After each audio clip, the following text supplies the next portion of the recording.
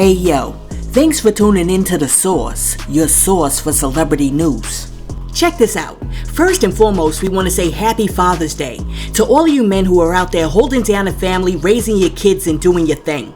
A lot of times, you guys don't get the appreciation that you deserve, so we want to let you know that we see you, we appreciate you, and we love you for all that you do. Now, just in case you didn't get what you really wanted for Father's Day, Jim Jones has an idea of what you should ask for. Alright, seems I gotta do this every year because it don't feel like they feeling us. This is a public Father's Day service announcement. It seems like y'all be forgetting us, and we put in a lot of hard work to make sure everybody's okay. So listen, here's what we do doing this shit, fellas. There's a slight chance that they may ask you what you want. And when they do that, you look her directly in the eyes and you say, this is something I've been wanting to do with you for so long, but I don't want to cause no problems in our relationship, and I don't want you to think I'm disrespectful. But if I can say something to you without being held against me, I would like to have a me some with you. You buy me some clothes, you buy me some Louis, you buy me some Bottega, you give me some head, you give me some breakfast in bed, you buy me some watches, you buy me some. Tell them you want to meet some. I like it.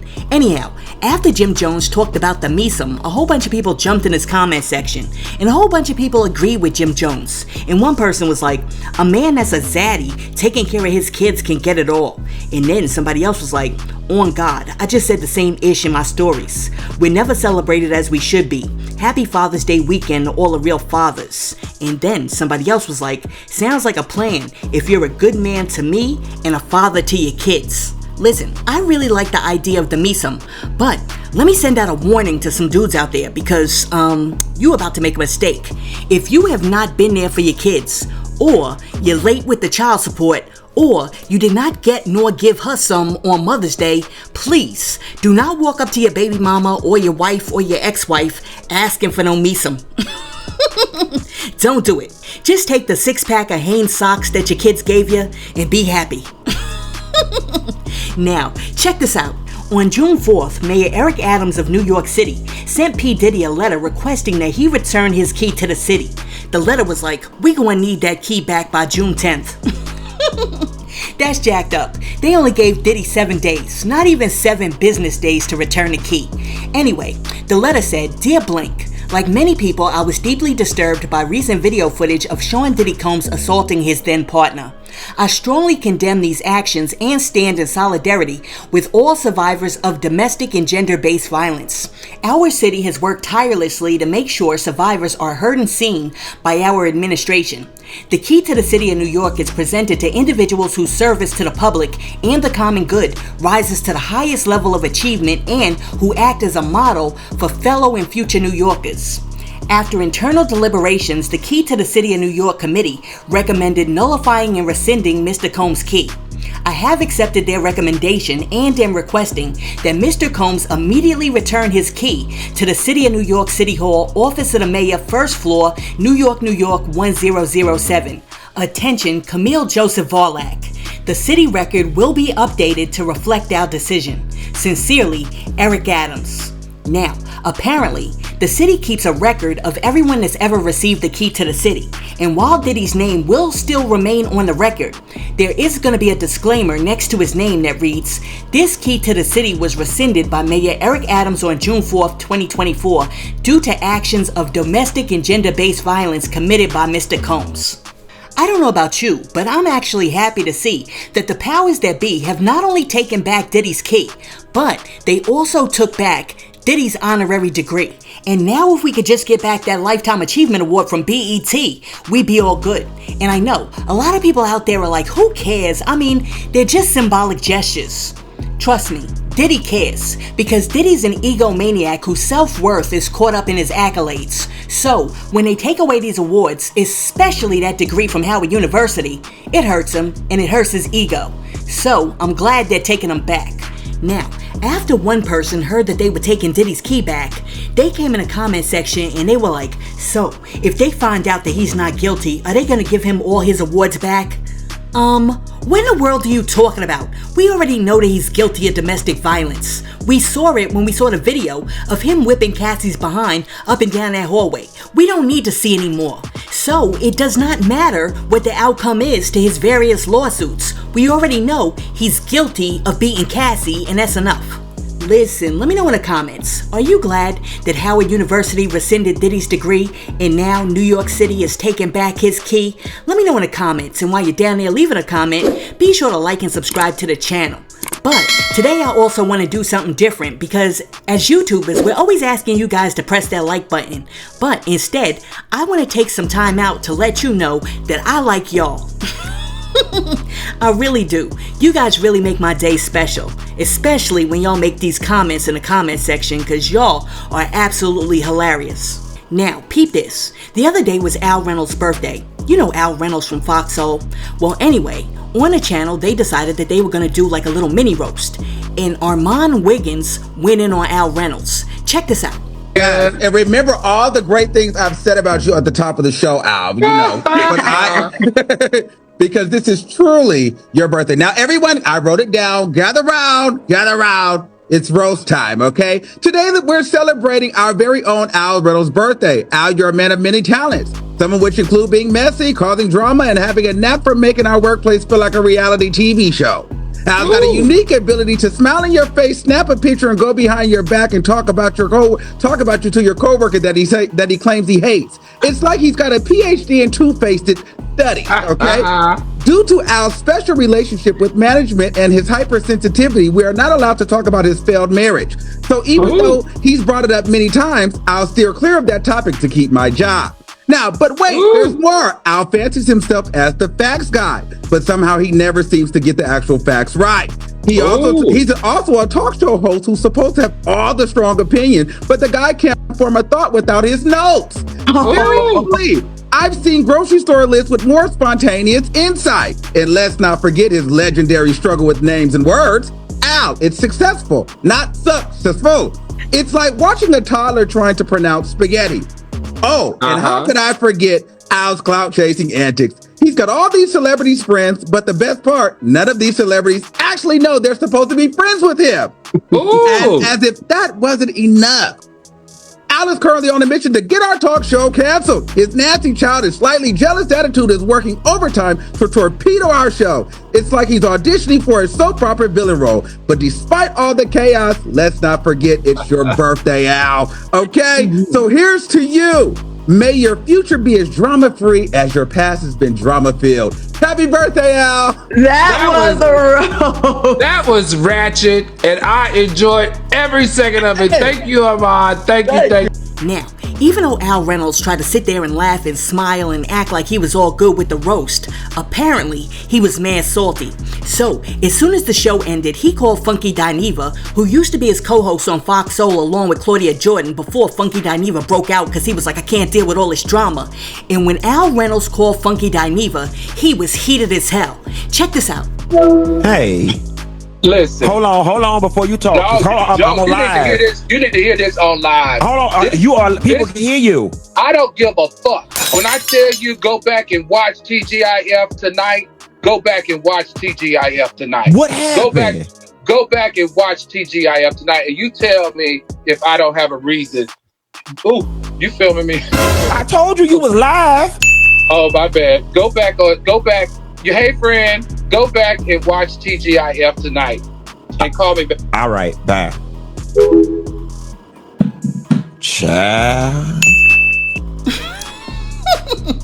All right, so after that, a whole bunch of people jumped in the comment section, and one person was like, that wasn't a roast, that was a read, and it was personal. Nothing was funny about it. Al should have cursed Armand out on air.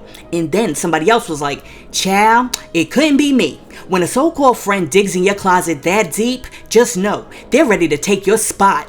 And then after that, somebody else came through and was like, I don't even watch no more. Funky brought a certain energy. The three had good chemistry. This guy seems messy. Listen, over the years, Al Reynolds has done a whole heck of a lot to rehabilitate his career, ever since his reputation got tarnished when people accused him of pretending and acting like he was straight to bait Star Jones into marrying him so that he could steal her money. So, I can understand why Armand Wiggins rehashing his past might get him a little upset. Now, for the life of me, I don't understand how Star Jones ever could have thought that Al Reynolds was straight in the first place.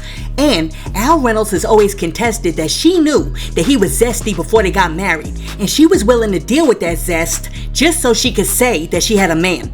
But, I mean, who knows? That's between those two.